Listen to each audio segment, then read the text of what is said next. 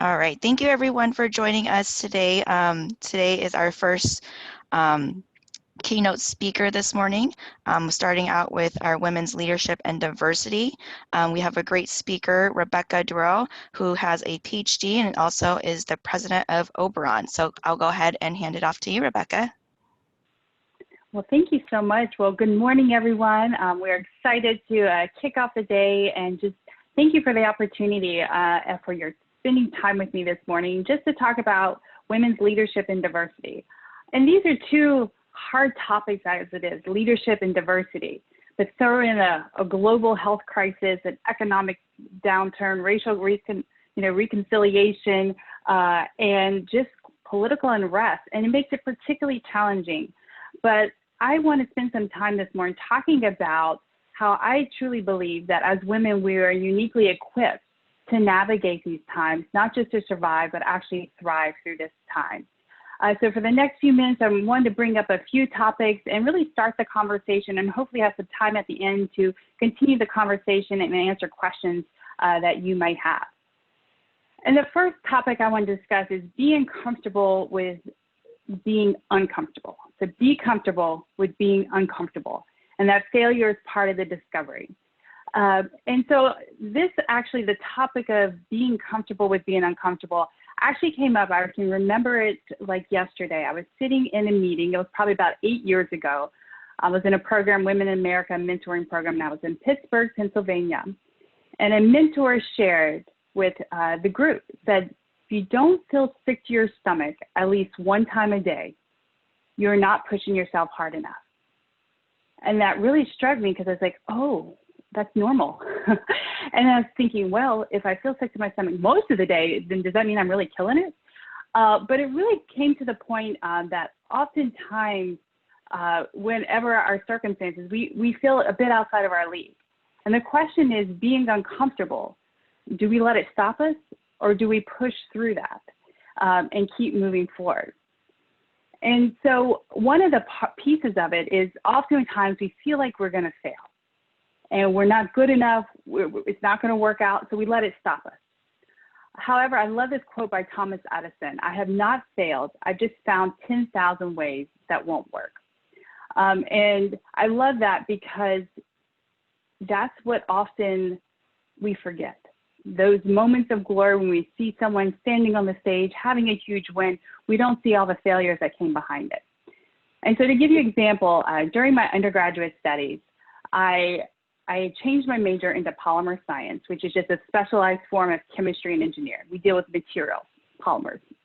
And I wanted to learn more about it, so I decided I want to do a research internship for the summer. And the National Science Foundation has this program, Research Experience for Undergraduates, RU programs, and they have them all over the country. There are a few international opportunities. You get paid a stipend to live in some place different than where you live, and you get to do research, which is great for your education as well. So what's not to love about it? So that summer, or in the spring, prepping for the summer, I applied to 10 internship programs, research experience for undergraduate programs, and I was rejected from 7 of them. 70% failure rate. But of the 3 that accepted me, one of them was Princeton University. And to Princeton, I had a unique background because my degree I was studying in was polymer science. There aren't many undergraduate programs in the country. They had just started a material science program, which polymer science fits into. I had a unique background, so I was accepted into their program, which I was ecstatic. So I could focus on the fact that I had a 70% failure rate, or the fact that I got into 3 programs, but one, Princeton, a prestigious university, let me in. And that one win catalyzed, so I had a great summer experience. I decided actually not to go to medical school. I decided that I wanted to pursue a PhD in science. And the next summer when I applied for internships, lo and behold, I got in almost everywhere. People who previously rejected me were accepting me. And I ended up spending the summer at MIT doing research. And I tell you that story because there are so many failures behind the wins. And if you look at my LinkedIn profile, it tells you that I did research at Princeton, research at MIT, and you may think that's easy. But there were a lot of failures that came behind it. And so as we try to be comfortable with being uncomfortable, no one likes to fail. But when we're in that moment, recognizing that we just have to keep marching forward because the next win will come. And then as I think about failure and building, I also just want to give you a little bit of my background even before we even go on to perseverance. So I think that plays into who we are, and the story that we live plays into who we become and the things that we can pull on when times are tough. So just as background on me, so I grew up in South Louisiana. I am one of 4 children. I'm the oldest girl, but I'm the second oldest child. And I was born in New Orleans, so hopefully many of you have been there to enjoy the great cuisine and culture, and grew up 2 hours away in Lafayette. And there was actually, I didn't recognize it growing up, but there was a history of entrepreneurship in our family. So my grandfather, he's my dad's dad, Cajun French. And so he, as he talked about his educational journey, he liked to tell everyone that his 4th grade teacher liked him so much, she kept him there for a couple of years. And so he was held back in 4th grade, and a few years later, he dropped out of school. He was one of 18 children. There was not a farm. I don't know where they kept them all, but very, very large family in South Louisiana. But he actually started a pizza and seafood restaurant later in his life, and had a great business because he was quite a character. And everyone loved him, and they loved his food. My father also started a business. I remember when I was in 4th grade, he worked, the playroom became Dad's office. He started a business. It lasted about a year and a half, and remember that very well. And that business didn't go the direction he wanted to, but he got to experience something new. And I knew that, you know, even at a young age, you go after your dreams and you do what you want to do, and it's okay what the end result is. And so I had that history of entrepreneurship in my family. And then that also plays into, you know, my family is quite unique. So my dad's dad, my grandfather, who I spoke of earlier, the entrepreneur, I mentioned he was Cajun French, and he met my Filipino grandmother when he was stationed in Manila, Philippines during World War II, and brought her back to the United States with him after the war. And so we like to say that our family is Asian Cajun is our demographic. So we think we embody diversity in our family because it's a quite unique blend of backgrounds. So that's a little about me. So as we go through this, you know, as I pull things from my background, you can understand the perspective I'm coming from. So we talked about being comfortable with being uncomfortable, and failure is part of the discovery. The second thing I wanted to talk about is perseverance. Play for the long game, but celebrate the wins along the way. And so perseverance, sometimes it just gets old talking about it, but it's important to remember the long-term goal and what the vision is. So I wanted to share a story from graduate school.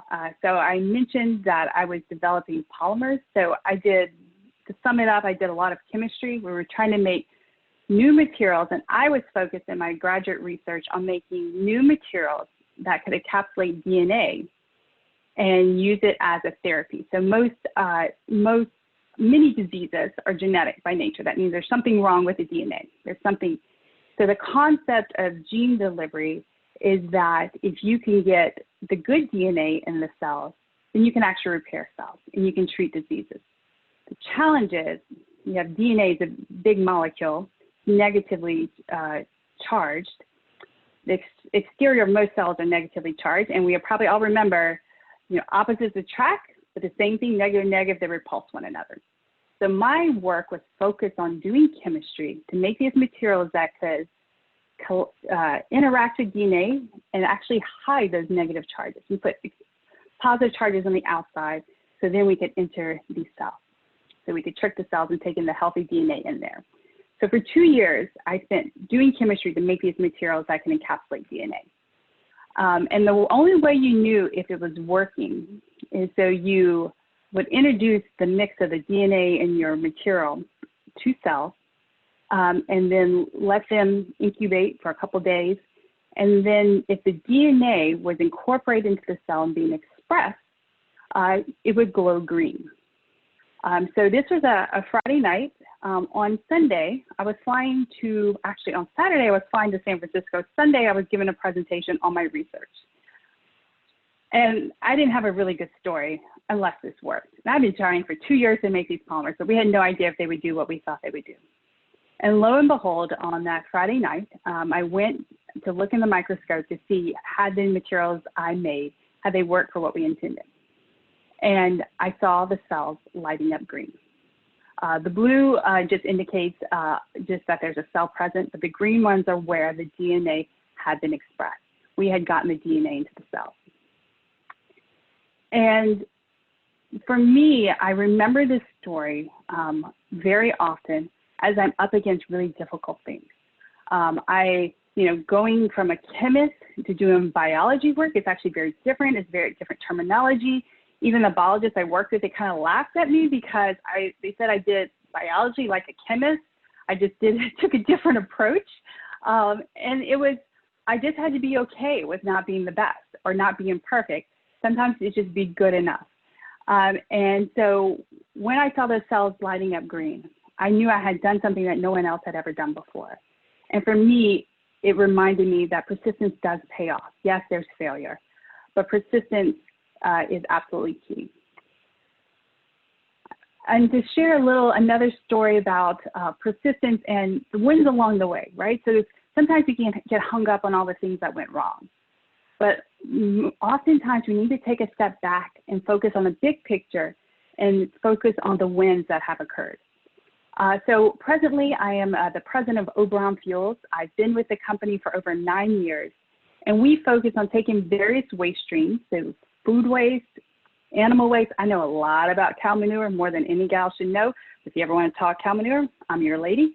And we take these waste streams and convert them to this molecule called DME, or dimethyl ether. So I actually keep DME on my desk, carbon, oxygen, hydrogen. This little molecule can be made from lots of waste streams.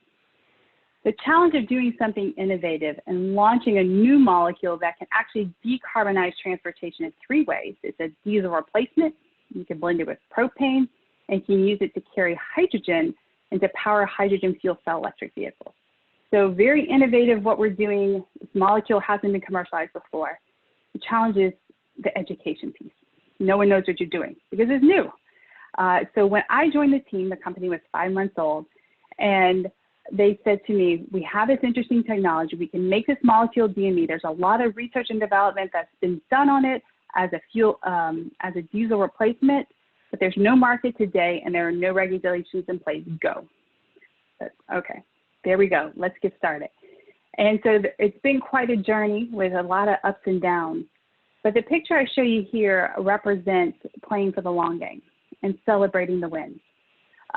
This was, we won a grant in 2018, or actually 2019. In 2018, we wrote the application. 2019, it was announced we won to the California Energy Commission. We won almost $2.9 million grant from the state of California. The previous, since our inception in 2010, over $30 million had been invested in our company by private investors, and we had never won a single dollar of state or federal funding. We had tried, but it was a very long educational process to teach people about what we were doing and being innovative. But we continued to try. And I remember this grant application, particularly because I was actually 6 weeks pregnant with my second child. And one night we had an internal deadline, and I pulled an all-nighter, just don't tell my doctor that, because it just had to be done. And we're just a very small team. And I remember thinking as we did this grant application, this is all we have. If we don't win this grant, I don't know what else I'm going to do, right? I don't have any more tricks up my sleeve. And we found out 2 months later that we won the grant in January 2019. We had some challenges getting the formal approval through the process. We finally were formally approved in mid-June. Because of those hiccups, the check presentation got delayed to the end of June. I was 37.5 weeks pregnant. I was still planning to go to our check presentation event. The reason I'm not that picture because my doctor banned me. She was very worried about, if you know, San Diego, our plant is actually in Imperial Valley 2 hours east, right before you hit Arizona. She was worried that I was going to give birth on the mountain pass because I'd already had a trip to the hospital. But at the end of the day, whether I was there or not didn't matter because they sent me a picture from the event. And what mattered was the smile in Adrian Placencia. He is the second from the right. And Adrian's an example of why we do what we do. He's from Imperial Valley. He was trained there. He's a solar technician with workforce development, and he's been with our team since 2013 when our plant first came online, and is now our plant manager. And he's an example of someone who's come from the local talent pool from a region that has struggled from an economic perspective for a very long time. Presently with COVID, there's only over 27% unemployment. But Adrian was a product of the talented local workforce that has come up in our organization and has been part of this story. So this is the long game. This is why we do what we do. And this is all about celebrating the wins along the way. That win capitalized into a project with the California Energy Commission. We're upgrading our pilot plant out in Imperial Valley to demonstration scale. And these are two, that's Adrian and another gentleman, Robert, on our team. And actually 2 weeks ago that we announced that we had hired 5 plant operators, living wage jobs with full benefits that we could hire in a time where not long ago, the positivity rate for COVID in the region was 1 in 4 people were testing positive, 27% unemployment. But we were able to keep marching forward and changing the story, be able to hire people because of these wins and the persistence of the team. And so we actually, I found out yesterday we have 2 more people joining the team on Monday, and then another 2 operators. So we'll have hired 9 additional people in this very turbulent time with living wage jobs because of the persistence of our team. So the third point I wanted to talk with is about knowing your strengths and how to use them. So that can mean a variety of things. And I like to think about, so I am a CrossFitter. During both of my pregnancies, I CrossFitted. Granted, it was very modified, and you think it would get easier after you have the baby, but then you actually have the baby outside of you who has an opinion about you working out. So this is a picture with my daughter, rowing with her because she wouldn't play in the kids area. And this is actually a picture of 2 days before I gave birth to my second child, my son, training with my coach. At this point, I was basically cycling and like showing up at the gym was winning. But just, I had to get a side profile picture because I was defying gravity at that point. But knowing your strengths, and at different periods in your life, that may look different. Sometimes winning is just showing up, and sometimes you have more to give, and it really depends where you are that day and where you are on the journey. But when I think of my actual strengths as an individual, not my physical strength, I learned a lot going through strengths-based leadership. So there's a book by Gallup, and it focuses on, you can take a test. So there's a book that goes along with it, but you can also take a test that gives you your top 5 strengths. And the premise is that if you develop all your energy on improving on your weaknesses, you'll only be mediocre at things. But if you can understand and capitalize on your strengths, then you can really change the world.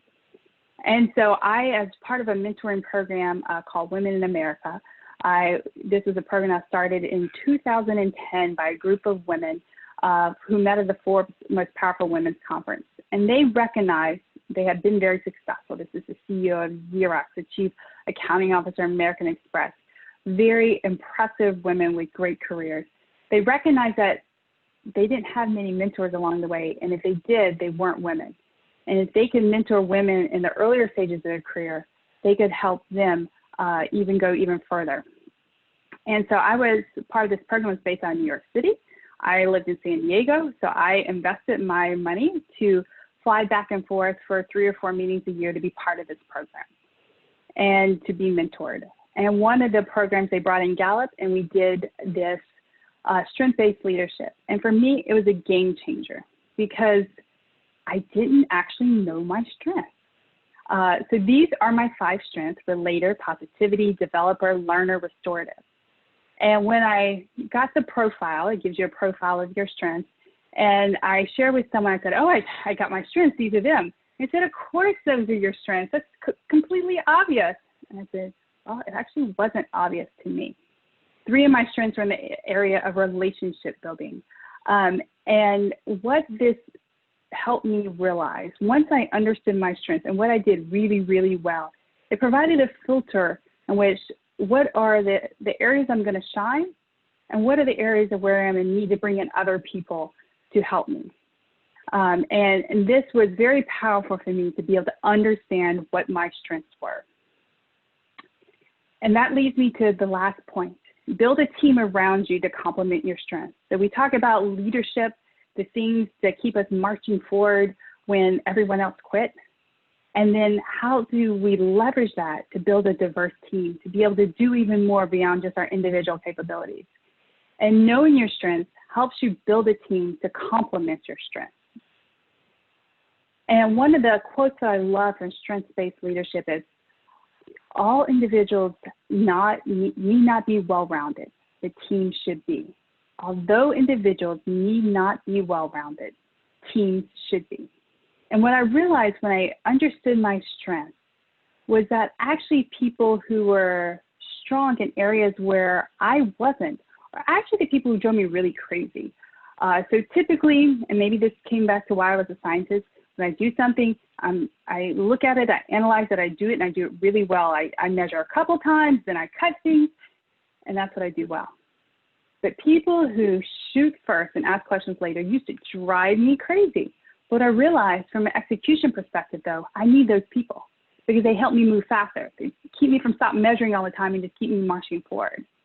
And I think that's important that as you understand your strengths, when you build a team around you, looking for people who are diverse in their strengths, diverse in their ethnic backgrounds, their racial backgrounds, in gender, educational backgrounds, all that's absolutely key. And so I wanted to end with a picture of our team and how we're building diversity. So our team, it's been a roller coaster ride at Oberon Fuels for the past almost 10 years. But what's important is that even during this time, because of our persistence and the fact that we kept marching forward, even in tough times, even with COVID, we were able to bring 2 new executives on the team in April, a third person on the administrative side, and now by the end of the month, we'll have brought on 9 additional plant operators. And we are engineers, we're administrators, we're operators, we're chemists, we're across the board. Some of us have served in the military, some have traveled around the world being chemical plants, some have been in oil and gas, and some have never left the place that they were born. But by having a diverse team, we all look at the world very differently, and we're able to use that to our advantage. A few resources, strengths-based leadership, that was very powerful in my journey, and starting with why, which is, we didn't have time to talk about today, but it's really about the core of why you do what you do personally and professionally. So if we have time for questions, love to chat and answer them. If not, this is how it can be found. And thank you for the opportunity to speak with you this morning. Thank you so much, Rebecca. That information was definitely valuable. I'll go ahead and take any questions. If you have any questions, please type them in the chat box. Looks like we have like a minute or two. I'd like to thank Jen Shuck as well. She's from Caption Pros, and she's providing captions for today's session that Rebecca just hosted. So. Chrissy asked, what was the first book that you mentioned? She didn't write it down. Oh, not a problem. The first book I mentioned was Strengths-Based Leadership. And if you just go on Amazon and search that, it'll pop up. In addition to, the book is about a 45-minute read. You can also just take the test, which takes probably 20 or 30 minutes. I think it took for the test. The book helps bring in perspective, but I know we all don't have time to read, right? You didn't ask, but the second thing was Start With Why by Simon Sinek. There's an 18-minute TED Talk that gives you the essence of what that's about. So if you have 18 minutes on a walk, it's a great listen as well. Great, thank you. And then we also have Kimberly who asks, what an inspiring story. What's next for you in 2021? Oh, well, thank you so much. 2021, so we're going to continue to build a team. Right now, we are raising financing, looking at bringing in new partners to take us to the next level. We've gone as far as we can with the funding that we have, trying to hit the next level. We're going to bring our plant online in 2021, and we should be producing the first renewable DME in the US early next year. So we're very excited about that, and also using it on the road in vehicles. Great, thank you. That's all the time that we have. Thank you so much, Rebecca. Again, for those who are attending, please go ahead and log into your session A or session B. If you have any tech questions, please text us or email us. Thank you, everyone. Thank you.